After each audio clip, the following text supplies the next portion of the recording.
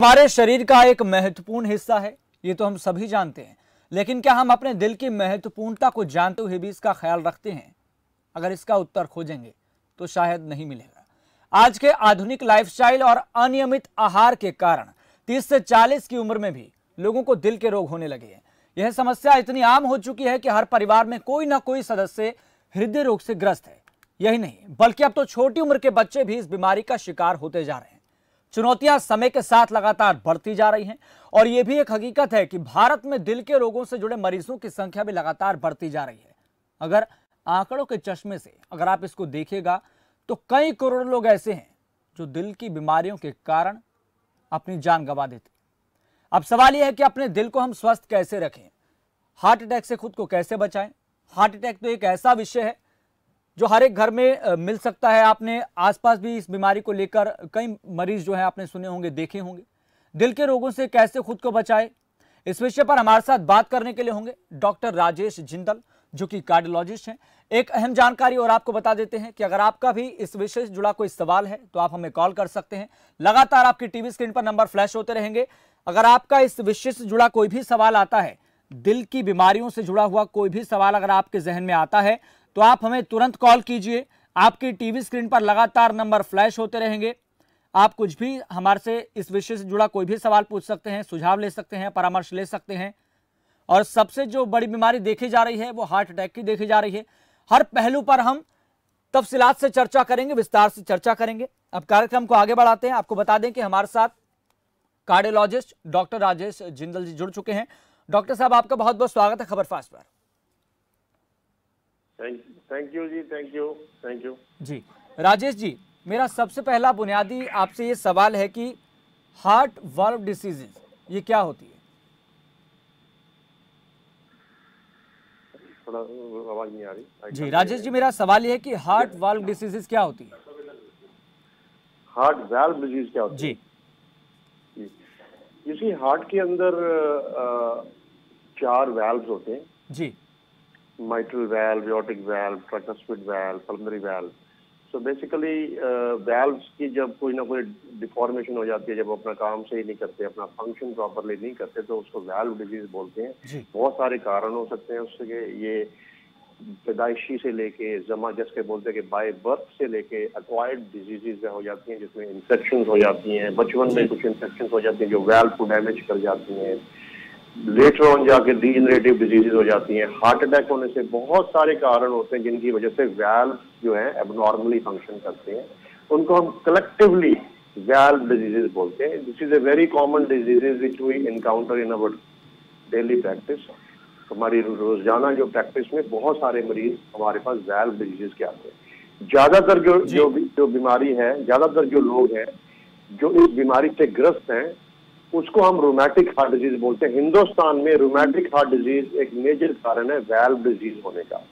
Rheumatic heart disease क्या होता है कि स्ट्रेप्टोकोकल इन्फेक्शन होती है बचपन में, थ्रोट इन्फेक्शन होती है जी। ये इन्फेक्शन जाके वाल्व को साथ में इन्वॉल्व कर देती है और वाल्व इन्वॉल्व होने से वाल्व का फंक्शन जो है वो डिसरप्ट हो जाता है। या तो वो लीक करने लग जाता है, या वाल्व की स्टेनोसिस हो जाती है, या वाल्व का सिकुड़ जाता है जो वाल्व जी।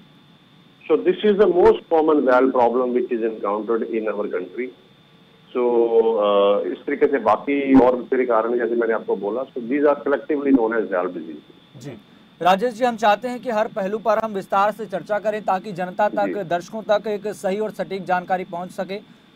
हर पहलू पर हम तफसीलात से बात करेंगे। वाल्व पर हम बात कर रहे थे कि आखिरकार वाल्व क्या है, आपने ये बताया, लेकिन अगर इसकी महत्वपूर्णता की बात करें शरीर में, तो इसकी महत्वपूर्णता क्या है, किस तरीके से फंक्शन करता है, कितना महत्वपूर्ण है? आवाज कर जाती है जी राजेश जी, आप हमारी आवाज सुन पा रहे हैं? जी जी जी जी राजेश जी, हम वाल्व के बारे में बात कर रहे हैं। तो वाल्व की अगर महत्वता के बारे में बात करें शरीर में और फंक्शंस के बारे में बात करें, तो फंक्शंस हैं क्या उसके, कितनी महत्वपूर्ण है ये? हार्ट को जो जैसे गाड़ी को ड्राइव करने का इंजन होता है जी, हार्ट के जो पंप को ड्राइव करने का मेन फंक्शन वाल्व करते हैं। यूनिडायरेक्शनल फ्लो, ताकि जो ब्लड का फ्लो है एक डायरेक्शन में जाए, वापस ना आए, वो टू एंड फ्रो ना करता रहे, वहीं पे ब्लड घूमता ना रहे, इसके लिए भगवान ने वाल्व लगाए हैं। अंडरस्टैंड? तो लेफ्ट साइड के सिस्टम को 2 वैल्व्स हैं वो ड्राइव करते हैं, राइट साइड के सिस्टम को 2 वैल्व्स हैं वो ड्राइव करते हैं। वैल्व्स फंक्शन करेंगे तभी हार्ट काम करेगा। जैसे ही वैल्व फंक्शंस डिरेंज हो जाते हैं, पूरी की पूरी जो हीमोडायनामिक्स है, पूरे का पूरा सिस्टम सर्कुलेशन जो है वो इम्पैक्ट हो जाता है। So they are the most important. They are the engine of this गाड़ी known as the heart pump, heart system. So इसीलिए हार्ट वाल्व्स का सही तरीके से काम करना बहुत इम्पोर्टेंट है। जी राजेश जी, जो आपने राइट और लेफ्ट के दोनों जो वाल्व बताए हैं, अगर इनका कोऑर्डिनेशन अगर साथ में ना बने तो किस तरीके की समस्या पैदा हो सकती है? नहीं, ऐसा कोऑर्डिनेशन की प्रॉब्लम जनरली आपस में नहीं आती। नॉर्मली क्या होता है कि लेफ्ट साइड के वैल्व ज्यादा खराब होते हैं, जिसको माइट्रल और एओर्टिक वैल्व बोलते हैं। जब लेफ्ट साइड के वैल्व खराब हो जाते हैं तो बैक प्रेशर होने से राइट साइड के वैल्व पे भी थोड़ा इम्पैक्ट बढ़ना शुरू हो जाता है। तो राइट साइड के वैल्व की प्रॉब्लम इतनी कॉमन नहीं है, ज्यादा प्रॉब्लम लेफ्ट साइड के वैल्व में आती है। राइट साइड तो बाद में लेफ्ट की वजह से इन्वॉल्व हो जाता है। तो जब एक तरफ इन्वॉल्व होता है, दूसरा सही क्या, तब भी गाड़ी चलती है। जब दोनों इन्वॉल्व हो जाते हैं तब पेशेंट की हालत ज्यादा नाजुक हो जाती है। जी राजेश जी, इस वक्त हमारे साथ एक दर्शक जुड़ गए हैं गोहाना से, देवेंद्र जी, आपका बहुत बहुत स्वागत है। आपका सवाल क्या है? मेरी जो हार्ट बीट है जी वो 30 है जी, 30, उसके लिए मेरे क्या करूं मैं? दवाई चल रही, फेफड़े भी थोड़े से कमजोर है। जी मैं देवेंद्र जी।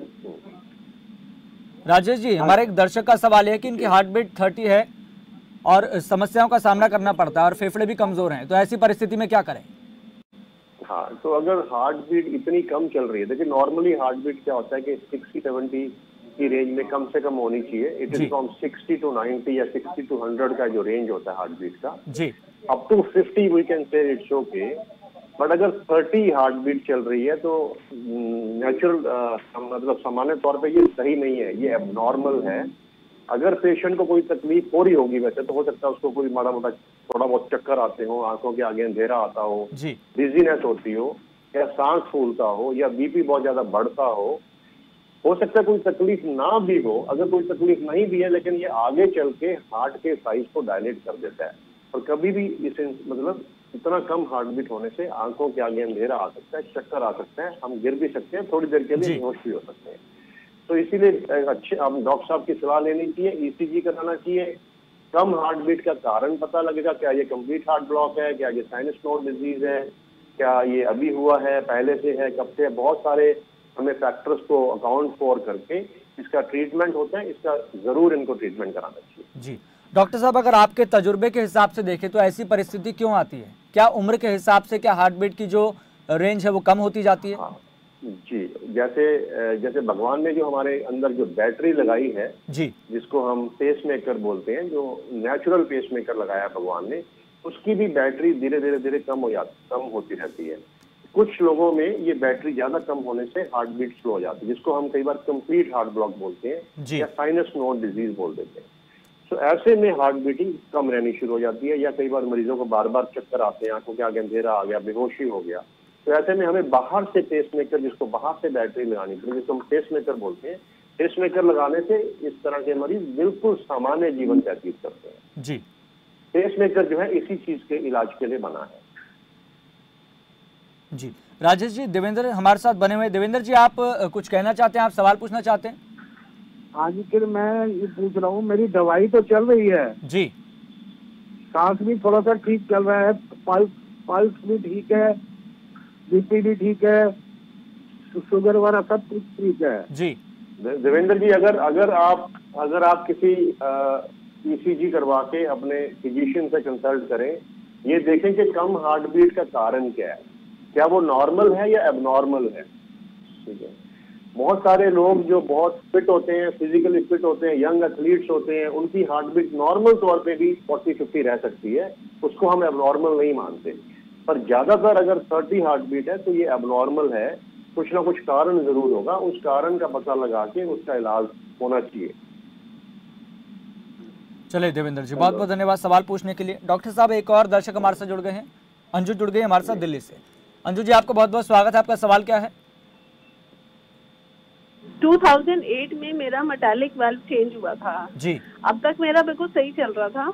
अभी लॉकडाउन में मुझे एकदम लेफ्ट साइड में हैवीनेस फील हुआ और मैं जब एडमिट हुई तो मुझे पता चला कि मेरा इजेक्शन फ्रैक्शन 35 आ गया है। तो क्या ये इजेक्शन फ्रैक्शन दोबारा से सही हो सकता है?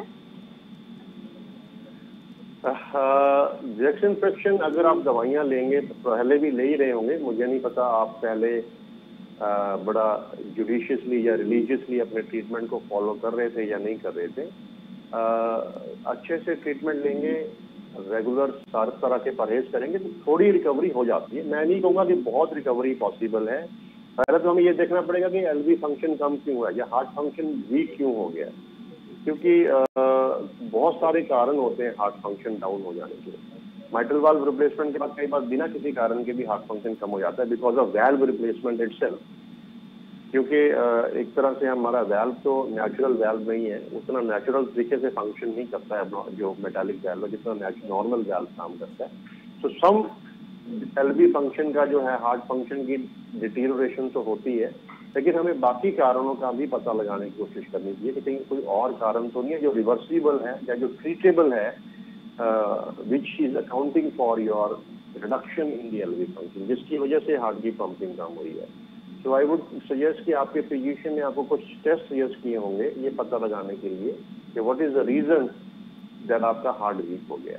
उन सारे टेस्ट से उसको चेक करा के अगर कुछ नहीं मिलता तो फिर भी कोई ऐसी निराश होने की बात नहीं है, आप दवाइयाँ खाएं और बहुत बार रिकवरी हो जाती है। चलिए अंजू जी, बहुत बहुत धन्यवाद सवाल पूछने के लिए। एक और दर्शक हमारे साथ जुड़ गए हैं दिल्ली से ही, श्री नारायण जी। श्री नारायण जी, आपका बहुत बहुत स्वागत है। आपका सवाल क्या है? हाँ, मेरा सवाल ये है जी, मेरे को 2 बार स्टेंट डली हुई है जी, और मैं जब कभी थोड़ा उठ करके बाहर से बिस्तरे पर लौटता हूँ जी, तो थोड़ा सांस फूल जाता है जी। बाकी और कोई तकलीफ नहीं। ये कारण क्या है जी? आपके हार्ट का पंपिंग कितना है, इजेक्शन फ्रैक्शन जिसको बोलते हैं? हाँ जी, 2 बार स्टेंट डली हुई है मेरे को। स्टेंट तो डला है। आपके जो हार्ट की पंपिंग है वो कितने % है? अब ये तो मुझे नहीं पता जी कितनी है। अच्छा अच्छा अच्छा अच्छा। आपको सामान्य चलने पर, तेज चलने पर, सीढ़ी चढ़ने पर कोई तकलीफ है क्या? नहीं, जैसे मैं थोड़ा बाहर गया, बाथरूम गया या इधर उधर रात को सोता हूँ जब तो बिस्तरे पर लौटता हूँ तो थोड़ा सांस में दिक्कत सी हो जाती है। रात को उठ के बैठना तो नहीं पड़ता कि जैसे रात को सो रहे हैं सांस में दिक्कत होगी तो उठ के बैठ गए, ऐसा तो नहीं होता? ना ना ना, ऐसे नहीं है। हाँ जी। अच्छा अच्छा। चलिए, ऐसा है कि वैसे तो अगर आप नॉर्मली काम कर रहे हैं, अपना सारा रूटीन, चल फिर रहे हैं, सैर कर रहे हैं, सीढ़ियाँ चढ़ रहे हैं, आपको कोई तकलीफ नहीं है, फिर तो कोई घबराने की बात नहीं है। आप रूटीन दवाई लेते रहें, फिर भी आप जिससे भी आप ट्रीटमेंट कराने कंसल्ट कर लें। अगर आपको रूटीन काम करने में भी सांस फूल रहा है और लेटने में भी सांस फूल रहा है, फिर इसका मतलब जरूर कोई ना कोई प्रॉब्लम है। फिर आपका जो है एक बार रूटीन टेस्ट ईसीजी और इको करवा के देखना जरूरी है, हार्ट की पंपिंग चेक करना जरूरी है जी। चलिए श्री नारायण जी, बहुत बहुत धन्यवाद सवाल पूछने के लिए। डॉक्टर साहब, जो अब मैं सवाल पूछने जा रहा हूं, मुझे लगता है कि वो जितने भी जो दिल के रोगी हैं या फिर दिल के जो मरीज हैं उनके लिए बहुत महत्वपूर्ण है। सवाल यह है कि चूंकि कोरोना काल चल रहा है, अब कोरोना का जो फैलाव लगातार बढ़ता जा रहा है, कोरोना के मामले लगातार बढ़ते जा रहे हैं। इसको लेकर आंकड़ों पे बात नहीं करेंगे, लेकिन एक व्यवहारिक तौर पर मेरा प्रश्न ये है कि जो दिल के जो मरीज हैं उनको कोरोना होने का कितना खतरा रहता है, कितने प्रतिशत गुंजाइश है, जो अब तक इसको लेकर शोध हुए हैं, जो अब तक इसको लेकर स्टडीज हुई हैं, कितने प्रतिशत है, और कोरोना के जो मरीज हैं वो किस तरीके से अपना बचाव कर सकते हैं? देखिए, कोरोना होने की जो प्रोबेबिलिटी है वो सबको एक जैसी है। उसके लिए कोई हार्ट पेशेंट है या कोई डायबिटिक है या कोई किडनी डिजीज है या कोई कुछ है तो उससे ऐसा नहीं कि उसको ज्यादा चांसेस है कोरोना होगा, लेकिन ज्यादा सीरियस बीमारी होने के जो चांसेस हैं वो हार्ट पेशेंट्स को, डायबिटिक्स को, जो जिनकी इम्यूनिटी कम है, जिनको स्टीरॉइड्स खा रहे हैं, जिनका कभी किडनी रिप्लेसमेंट हुआ है, किडनी फंक्शन ठीक नहीं है, लंग डिजीज है, बहुत सारे कारण है, ऐसे लोगों को कोरोना। हार्ट डिजीज के मामले में मैं कहूँगा जिन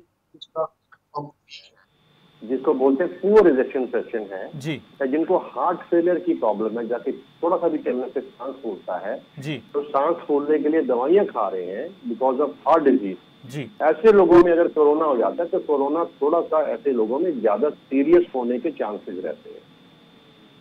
जो प्रिकॉशंस हैं वो सबके लिए सेम है, जी यूनिवर्सल प्रिकॉशंस हैं, और वो सबको लेनी है, चाहे वो नॉर्मल मरीज है, चाहे वो हार्ट का पेशेंट है।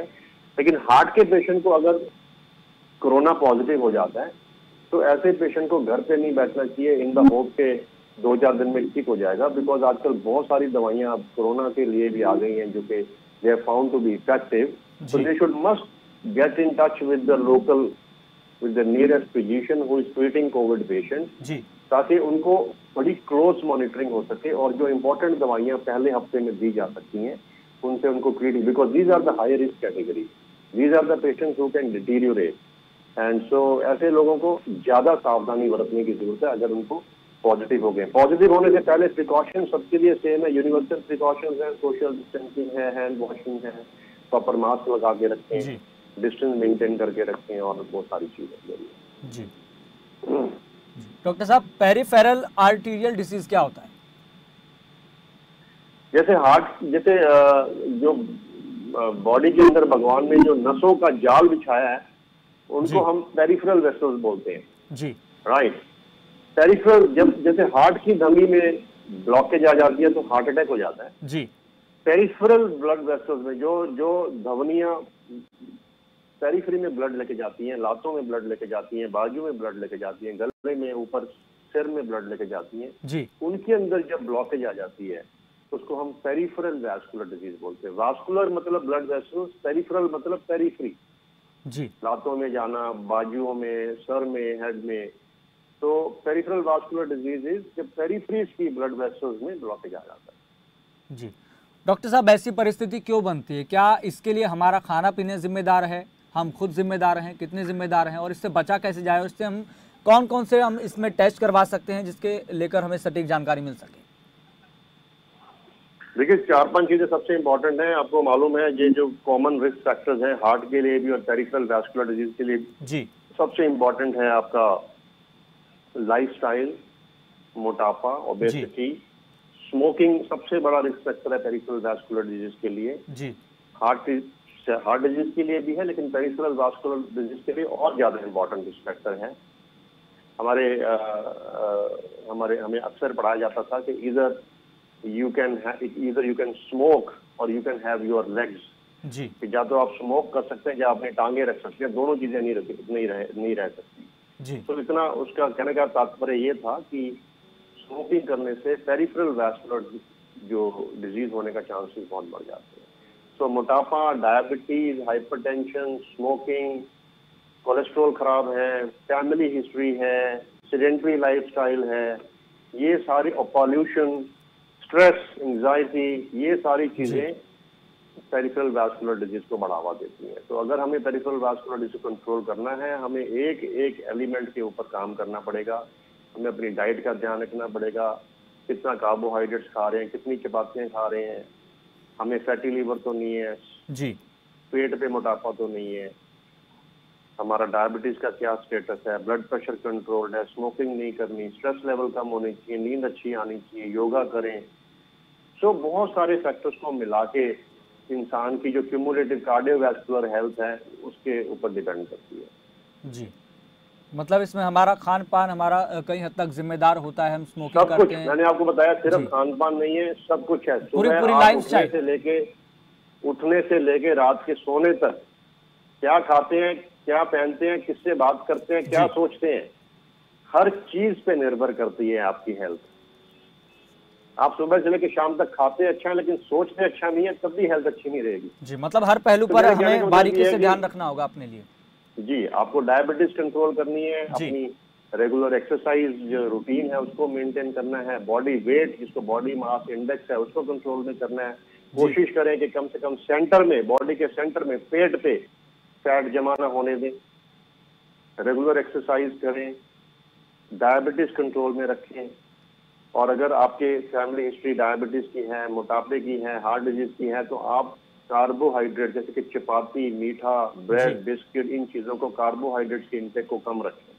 बहुत सारे लोगों को हम जानते हैं जो सिर्फ डाइट से अपनी अच्छी खासी डायबिटीज को और मेटाबॉलिक सिंड्रोम जिसको हम बोलते हैं, जो कि हिंदुस्तानियों में बड़ा इंपॉर्टेंट है हार्ट डिजीज का कारण, उसको सिर्फ डाइट से ही कंट्रोल किया जा सकता है। डाइट के अंदर इतनी ज्यादा इन्फ्लुएंस डाइट का इतना ज्यादा मेजर इम्पैक्ट है हमारी डायबिटीज पे, बॉडी वेट पे और मेटाबॉलिक सिंड्रोम के ऊपर। जी डॉक्टर साहब, एक दर्शक हमारे से जुड़ गए हैं यशपाल रोहतक से। जी यशपाल जी, आपका बहुत बहुत स्वागत है। आपका सवाल क्या है? यशपाल जी, आप हमारी आवाज सुन पा रहे हैं? यशपाल जी, आप सवाल पूछिए। सर जी यशपाल जी, हम आपकी आवाज सुन पा रहे हैं, लेकिन आपसे एक आग्रह ये है कि आप सबसे पहले अपने टेलीविजन सेट की आप आवाज कम कर लीजिए। आप सवाल पूछिए जल्दी। हेलो जी यशपाल जी, हम आपकी आवाज सुन पा रहे हैं, सवाल पूछिए। हेलो सर, मेरे वाल्व प्रॉब्लम है जी। तो मैं रात को जब सोता हूँ तो सांस होने लग जाती है और जलन से होने लग जाती है जी। तो इस बारे में पूछना था डॉक्टर साहब से, इसमें क्या दिक्कत है? इको करवाई, उसमें वाल्व की प्रॉब्लम आई थी। जी हाँ जी, तो मैं ये जानना चाहता हूँ इसकी वजह क्या है। ठीक है, और इतनी जलन हो जाती है रात के टाइम में, तो 7 बजे पे बैठा रहता हूँ 2 घंटे में। क्या नाम है इनका? यशपाल जी। हाँ जी जी, आपको यशपाल जी, आप कोई ट्रीटमेंट ले रहे हैं कि नहीं? आपको जैसे आप सिम्टम्स बता रहे हैं, ऐसा लग रहा है कि वैल्व की वजह से आपके फेफड़ों में थोड़ा कंजेशन है, ऐसा लग रहा है आपकी जो सिम्टम्स आप बता रहे हैं। अगर आप दवाई लेंगे आपको बहुत ज्यादा रिलीफ मिलेगा और बड़ा फास्ट रिलीफ मिलेगा। मुझे नहीं पता आप दवा खा रहे हैं कि नहीं खा रहे, पर मैं आपको फोन पे दवा सजेस्ट नहीं कर सकता। आप मेरी रिक्वेस्ट ये है कि आप किसी अच्छे डॉक्टर का, आपके रोहतक में बहुत अच्छे डॉक्टर्स हैं, कार्डियोलॉजिस्ट हैं, सब हैं, आप उनसे सलाह लेके दवाई खाइए, आप ठीक हो जाएंगे। और आपको वो आपका उसका डेफिनेटिव सोल्यूशन जो है, परमानेंट सोल्यूशन भी आपको कोई ना कोई जरूर बताएंगे। डॉक्टर, ये जलन इतनी ज्यादा हो जाती है? जलन क्या करें, जलन होती है? हाँ जी, रात को सोते टाइम ना कई बार इतनी जलन हो जाती है हार्ट में कि भाई सोया भी नहीं जाता।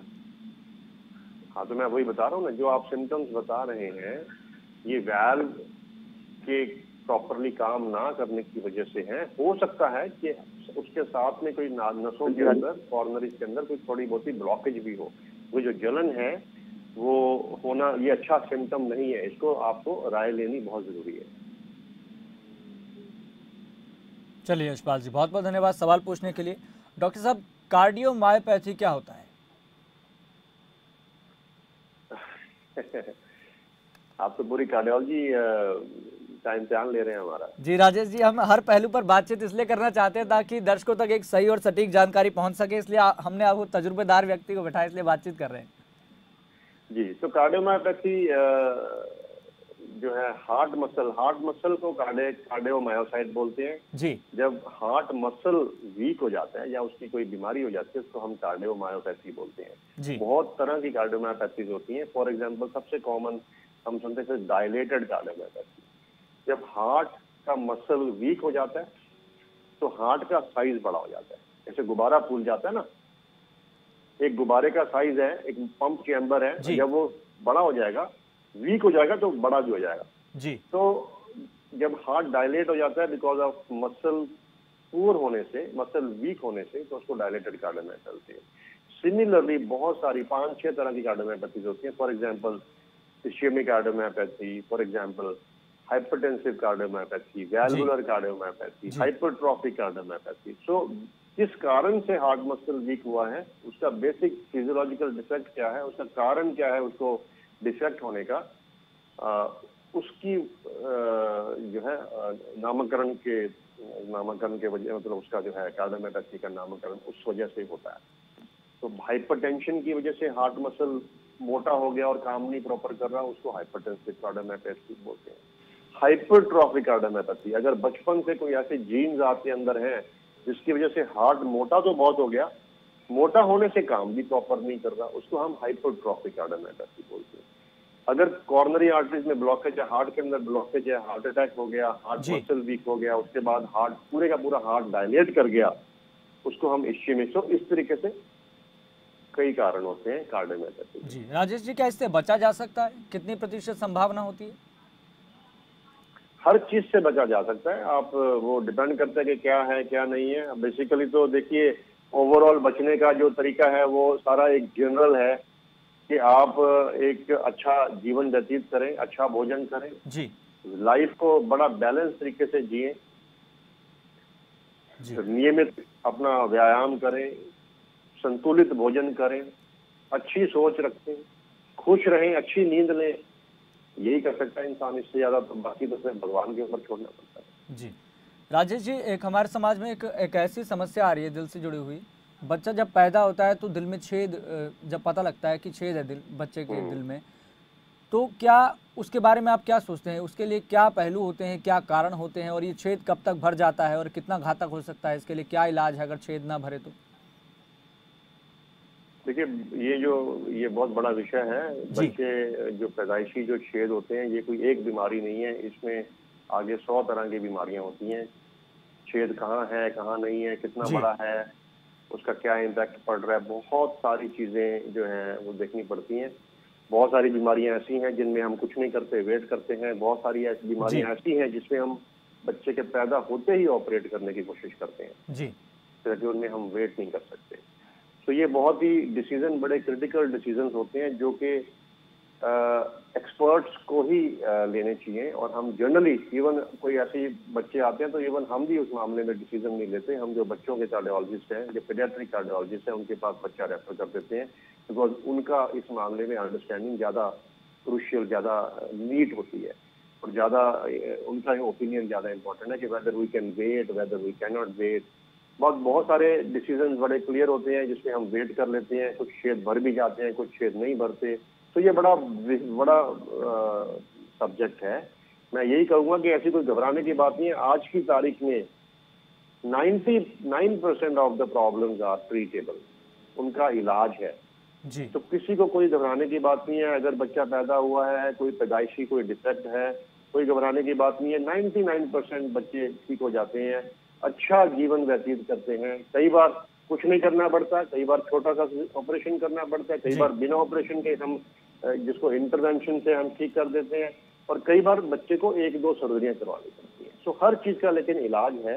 बीमारी छोटी से लेकर बड़ी तक मिलेगी और इलाज भी हर तरह के अवेलेबल है। तो कोई घबराने की बात नहीं है, लेकिन एक्सपर्ट्स की राय लेना बहुत जरूरी है। राजेश जी, बहुत बहुत धन्यवाद। आपका इस खास कार्यक्रम आपका डॉक्टर में जुड़ने के लिए बहुत बहुत धन्यवाद। फिलहाल आपका डॉक्टर में इतना ही। मुझे दीजिए इजाजत। देखते रहिए खबर फास्ट।